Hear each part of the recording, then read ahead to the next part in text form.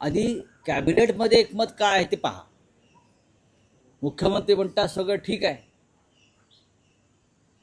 आणि राज्याचे अन्न व नागरी पुरवठा मंत्री जे या खात्याचे मंत्री आहेत त्यांची वेगळी भूमिका आहे. त्यांनी म्हटले की विशिष्ट कालमर्यादेच्या पलीकडे आम्ही ही गॅस वगैरे पुरवू शकत नाही. तुमच्या सरकारमध्येच मतभेद आहेत, तुमचेच लोक गॅसवर आहेत. पोलीस बंदोबस्तामध्ये तुम्हाला सिलेंडरचं वितरण करावं लागते ठिकठिकाणी. हे कसलं लक्षण आहे? या अफवा कोण पसरवत आहे? या अफवांचा उगम गुजरातमधून झालेला आहे.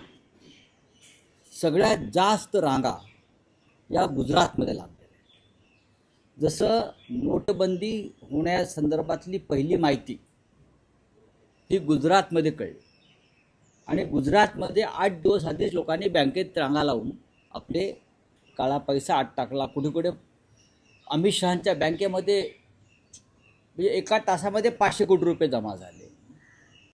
त्या राज्यामध्ये गुजरातचे गृहमंत्री आणि प्रधानमंत्री असल्यामुळे त्यांना ही बातमी लवकर कळते. गुजरातमध्ये ज्या रांगा लागलेल्या आहेत त्याच्यामुळे महाराष्ट्रामध्ये जास्त लॉकडाऊन लागेल, टंचाई होणार आहे. हे गुजरातवरून आलेलं हवा आहे, बरोबर आहे. गुजरातमधल्या रांगा जर आपण पाहिल्यात पेट्रोल पंपावरच्या किंवा गॅस, तर मोठे मोठे पाण्याचे ड्रम घेऊन लोक रांगेत उभे आहेत.